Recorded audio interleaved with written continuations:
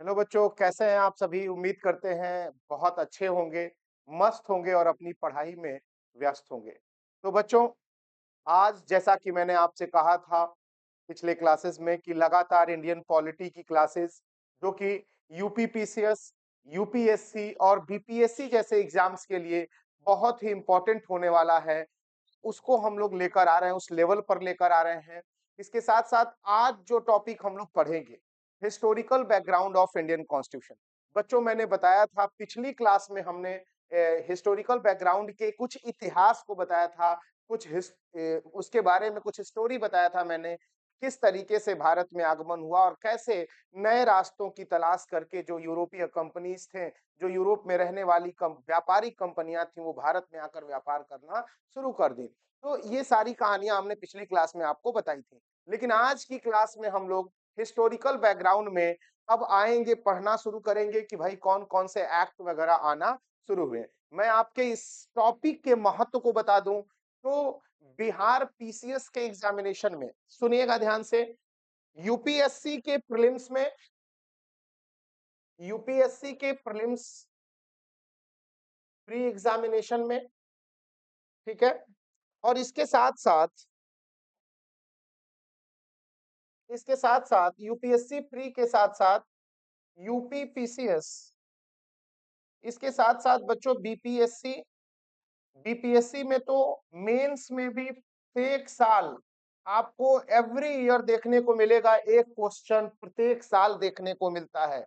इस बात को ध्यान रखिएगा कि प्रत्येक साल आपको मेंस में देखने को मिलेगा एक क्वेश्चन हिस्टोरिकल बैकग्राउंड से। ठीक है, तो इसलिए हिस्टोरिकल बैकग्राउंड बहुत ही इंपॉर्टेंट है यूपीएससी प्री में, यूपीपीसीएस प्री मेंस और बीपीएससी मेंस और प्री दोनों के लिए समान रूप से ये उपयोगी है। तो एक एक करके बहुत ही डिटेल में, बहुत ही आसानी से चीजों को समझने का हम लोग प्रयास करेंगे। तो बच्चों, शुरू करते हैं हम लोग।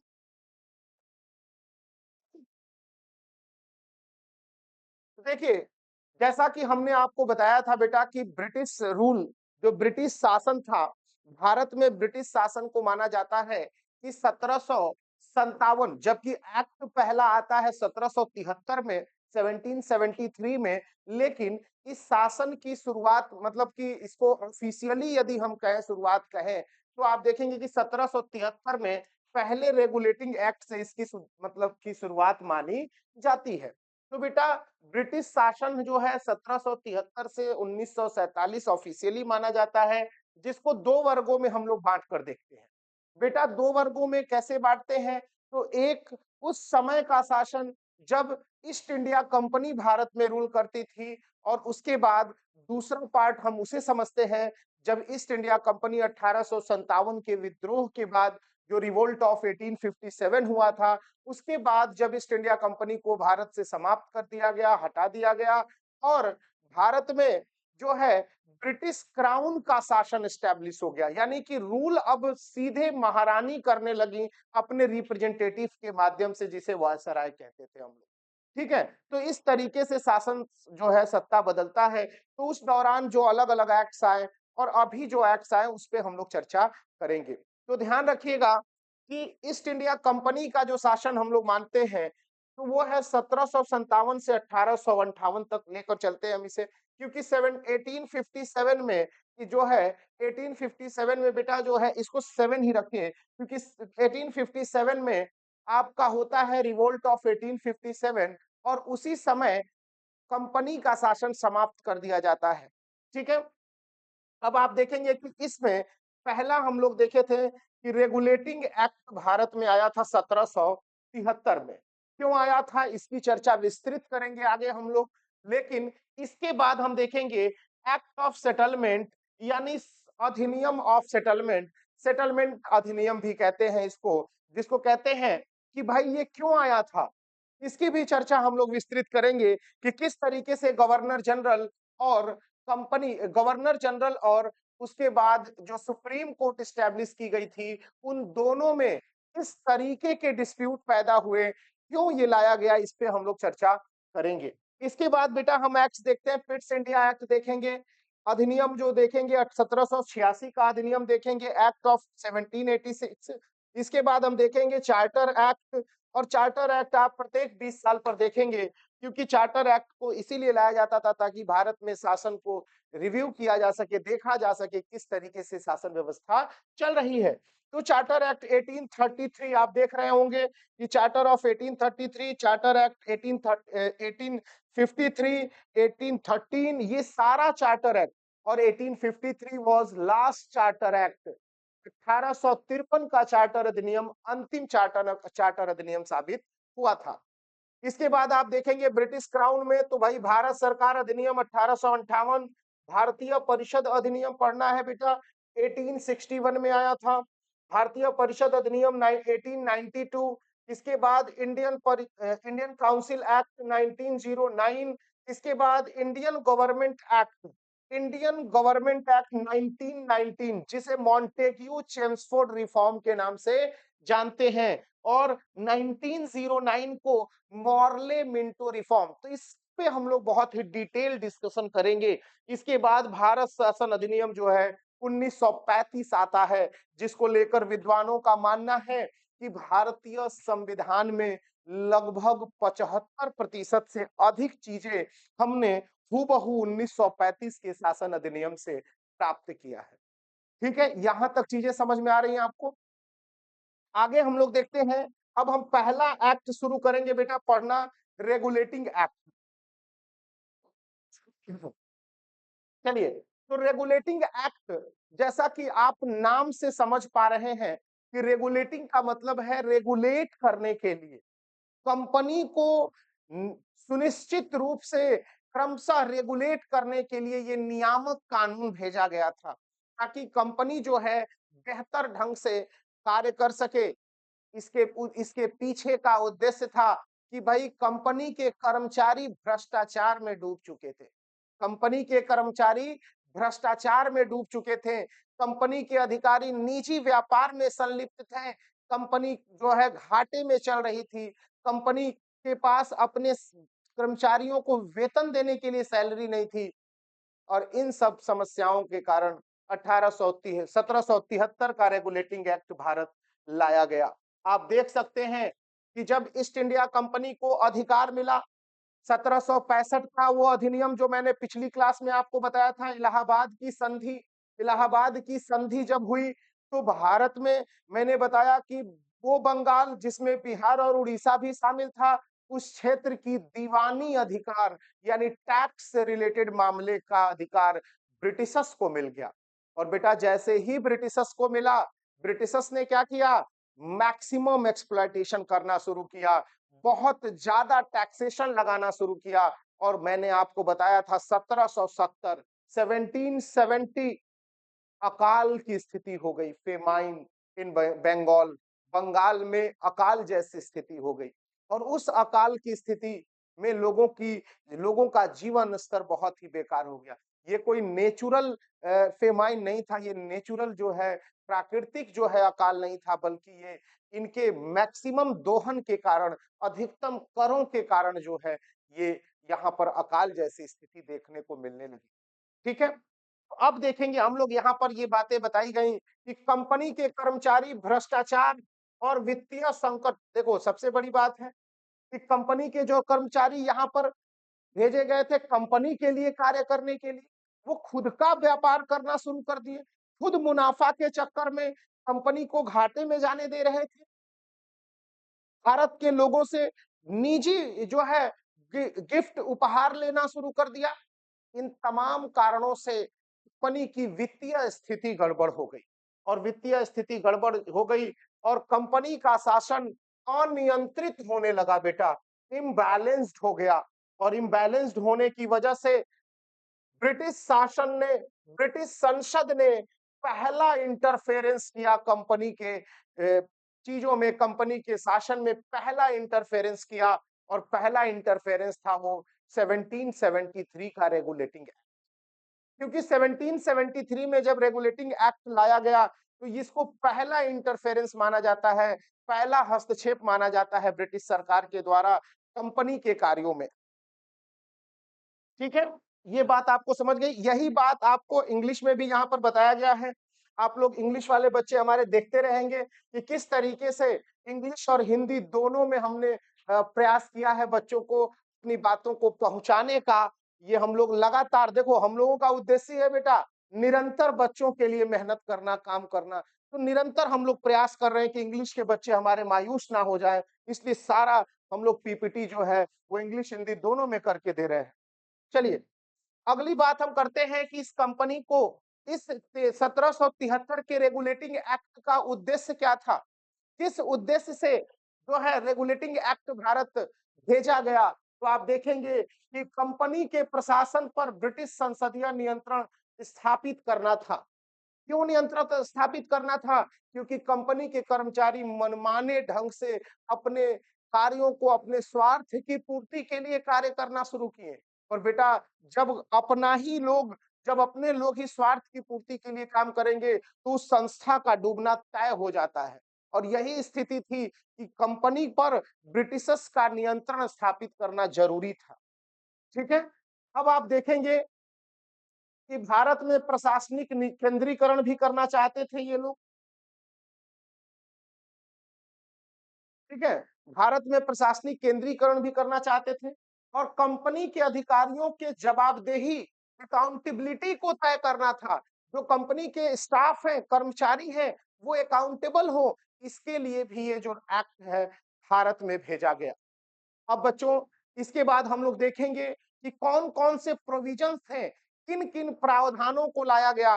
कई बार प्रश्न इससे पूछा जाता है कि कौन-कौन से प्रावधान लाए गए थे। ठीक है?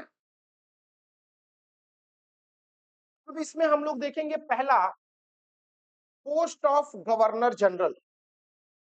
बेटा मैं आपको बता दूं कि पहली बार 1773 में क्योंकि उससे पहले बंगाल, बंबई, मद्रास अन्य जगहों पे जो है वो अलग-अलग क्षेत्रों में गवर्नर हुआ करते थे और इस 1773 के रेगुलेटिंग एक्ट से 1773 के रेगुलेटिंग एक्ट से post of governor general of Bengal को बनाया गया। यानी governor of Bengal designated as a governor general of Bengal. Bengal के गवर्नर को बंगाल का गवर्नर जनरल बना दिया गया। यही बात यहाँ पर बताया गया है कि governor of Bengal was designated as the governor general of Bengal. यानी कि बंगाल के गवर्नर को बंगाल का गवर्नर जनरल बना दिया गया। देखिए यहाँ पर सेंट्रलाइजेशन की शुरुआत हो गई। कैसे हो गई? क्योंकि बंबई और मद्रास के गवर्नर को बोला गया कि आप एज अ सबऑर्डिनेट काम करेंगे, आप अधीनस्थ की भूमिका में रहेंगे। इसके बाद आप देखेंगे कि first governor general was Lord Warren Hastings. भाई अगर आपसे पूछा जाए कि बंगाल का पहला गवर्नर जनरल कौन था, तो first governor general of Bengal was Warren Hastings. तो वॉरेन हेस्टिंग्स जो थे वो पहले गवर्नर जनरल थे। ठीक है? और ये भी तय कर दिया गया कि गवर्नर जनरल का जो टेन्योर होगा, जो वर्किंग टेन्योर होगा, वो 5 ईयर होगा। ठीक है? पहला क्या काम किया गया कि गवर्नर को बंगाल के गवर्नर को गवर्नर जनरल बना दिया गया।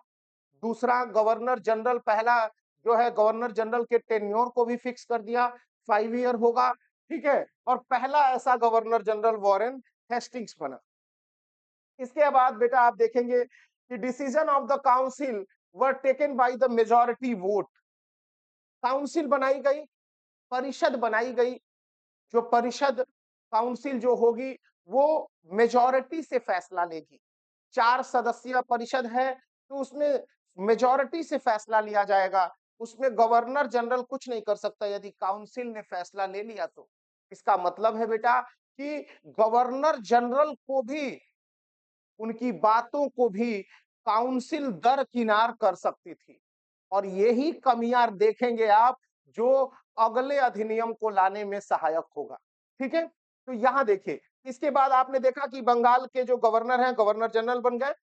चलिए अब अगला पॉइंट है हमारा कि अगला क्या हुआ? तो गवर्नर जनरल की परिषद जो मैंने काउंसिल बताया, council of governor general, executive council of governor general. Governor general की जो परिषद है कितनी सदस्यीय बनाई गई? 4 सदस्यीय बनाई गई। ठीक है। और इसमें गवर्नर की जो स्थिति थी बेटा, वो इसमें यही थी कि वो सब में प्रथम थे। प्रथम का मतलब वो हेड नहीं थे, वो उसमें सभी बराबर हैं, लेकिन उसमें फर्स्ट थे, प्रथम थे। यानी फैसला कैसे लिया जाएगा? मेजॉरिटी से लिया जाएगा। यानी गवर्नर की शक्तियां अभी परिषद की शक्तियों से ज्यादा नहीं थी। इसके बाद आप देखेंगे कि निर्णय बहुमत में ही निर्णय मान्य होगा, मेजॉरिटी से ही डिसीजन लिया जाएगा। इस बात को आप देख सकते हैं। ठीक है, the decision of the majority prevailed. ठीक है। इसके बाद बेटा जो अगला है, अगला जो कार्य किया गया, प्रावधान लाया गया कि प्रांतीय गवर्नरों पर नियंत्रण। जैसा कि मैंने आपको बताया कि इस अधिनियम से केंद्रीकरण की शुरुआत हुई, सेंट्रलाइजेशन शुरू हुआ।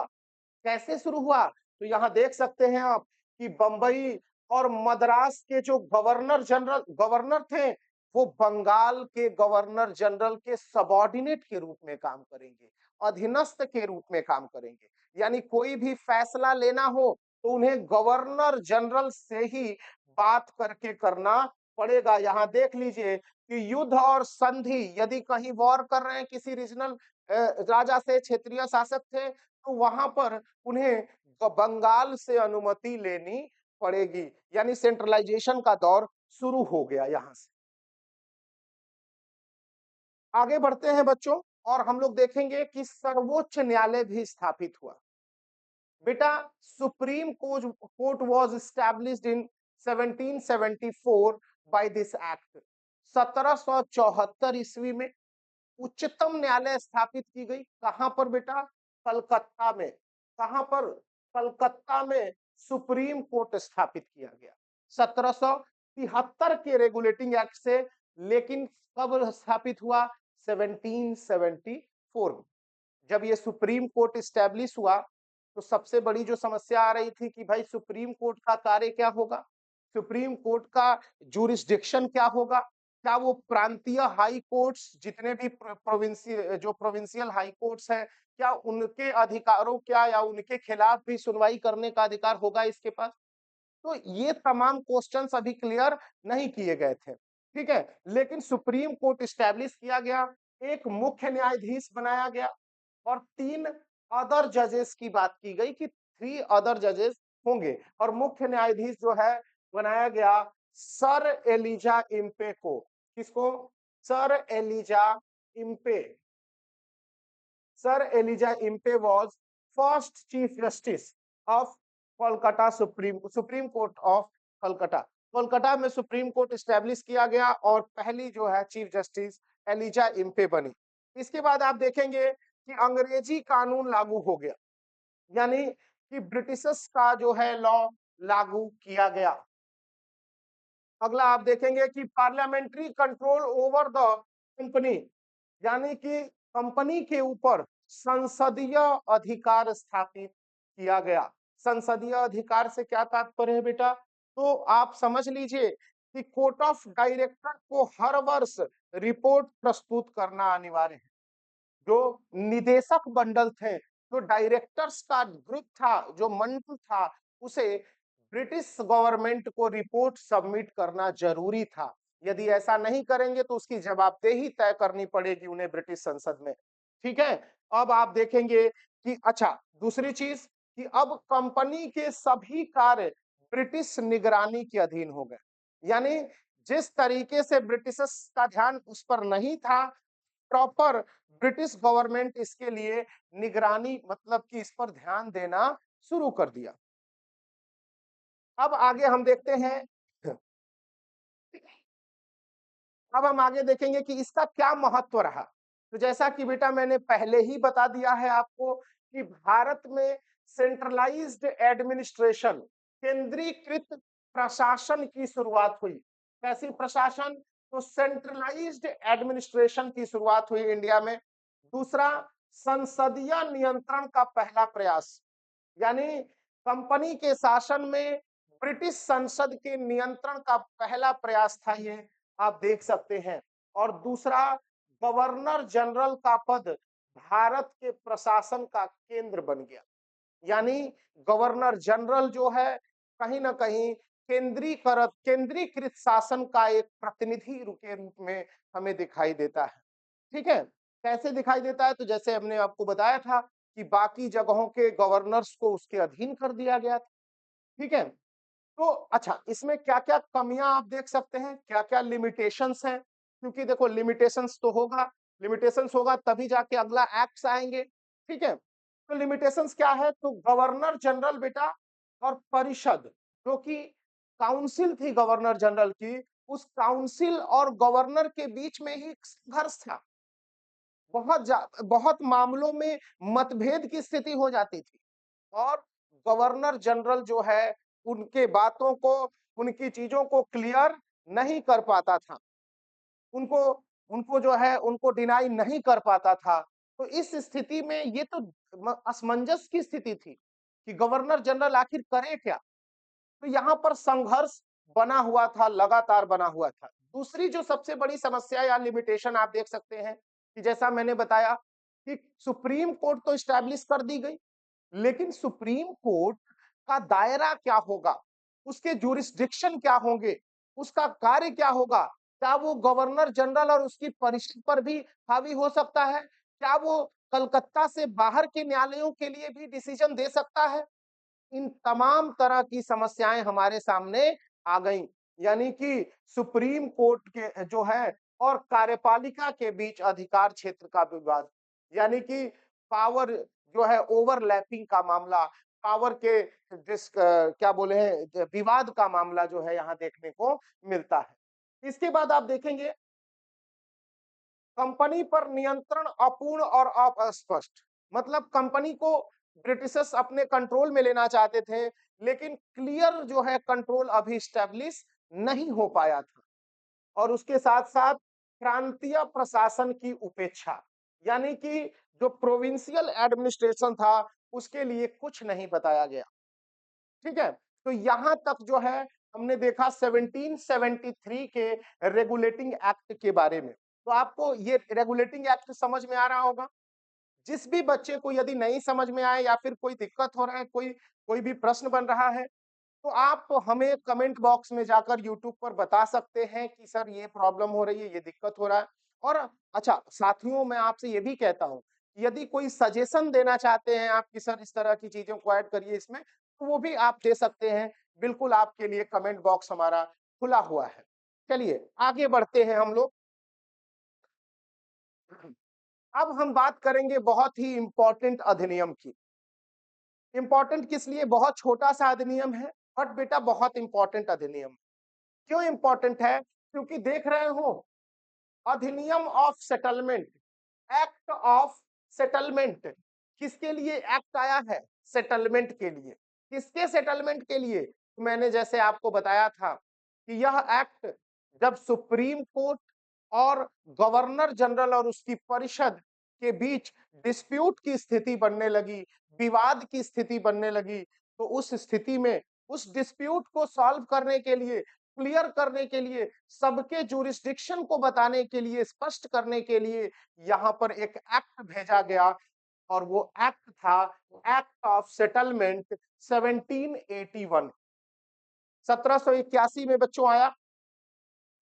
क्यों आया है? तो आप देख सकते हैं कि pass to resolve conflicts between governor general and council and supreme court.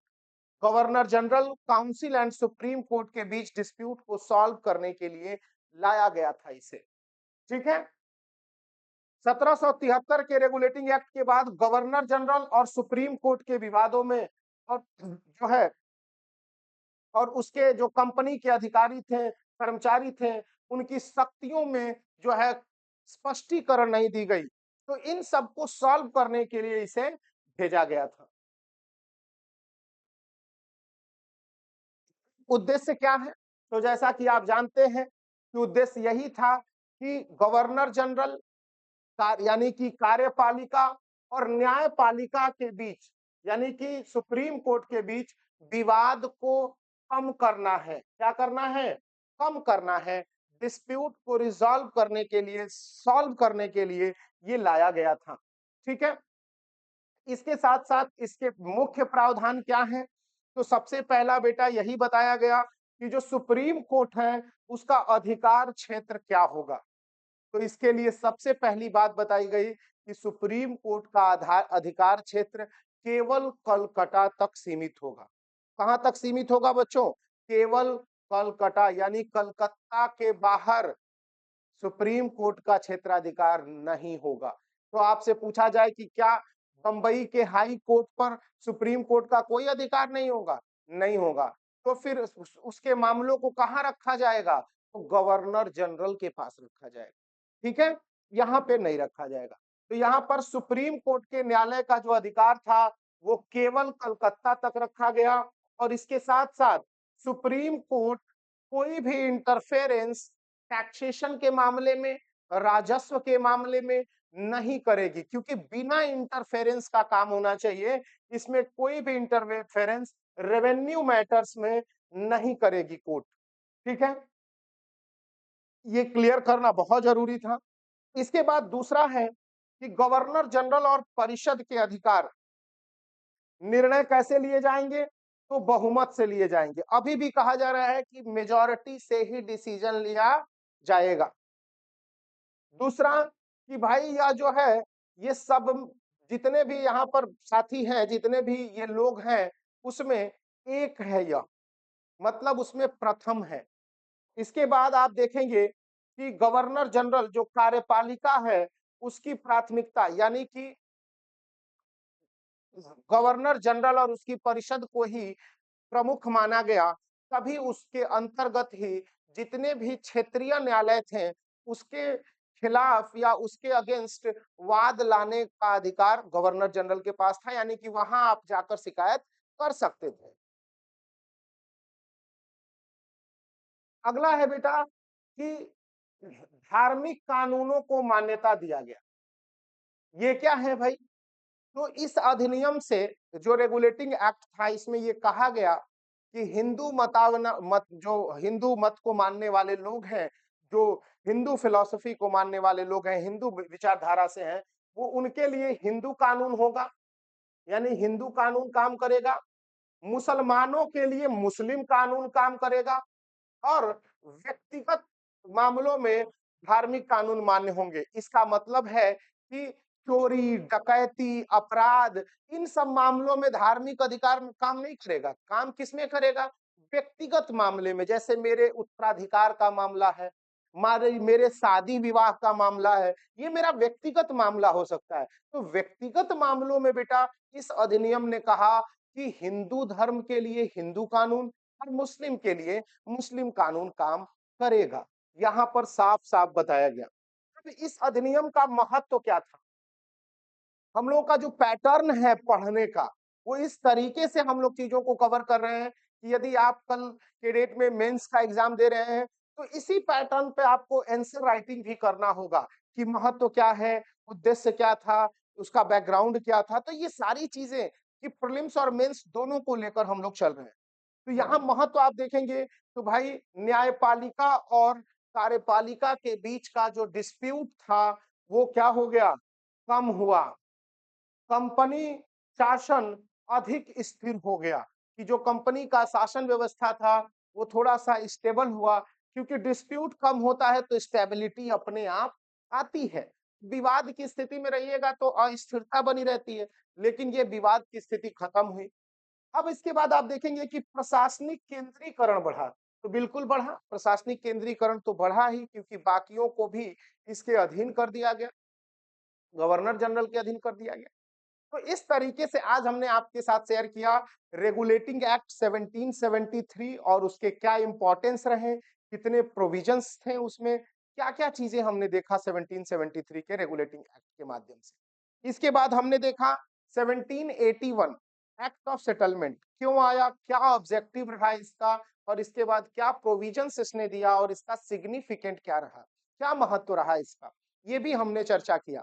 तो बेटा इसी तरीके से हर एक टॉपिक के बाद अलग अलग तरीके से हम लोग क्लास की चीजों को लेकर आएंगे, अलग अलग टॉपिक को लेकर आएंगे। इसके बाद अगले क्लास में हम लोग 1784 फिट्स इंडिया एक्ट के साथ साथ हम लोग उसके बाद 1786 का एक्ट, उसके बाद चार्टर एक्ट वगैरह भी धीरे धीरे हम लोग कंप्लीट करेंगे। तो इसी तरीके से हमारे साथ बने रहिए और वीडियो आपको अच्छा लगे, इन्फॉर्मेटिव लगे तो अपने दोस्तों, साथियों को शेयर करिए, क्योंकि शेयर करने से ये होगा कि ज़्यादा से ज़्यादा लोग इसका लाभ ले पाएँगे, ज़्यादा से ज़्यादा लोगों तक ये पहुँच पाएगा। प्लीज़ शेयर करना ना भूलें और इसे बेल आइकन को दबा देना, क्योंकि सबसे पहली बात है कि इन्फॉर्मेशन सबसे पहले आप तक पहुँचना चाहिए। तो धन्यवाद, आज के लिए इतना ही आप सभी के साथ, अगले क्लास में मिलेंगे। Thank you.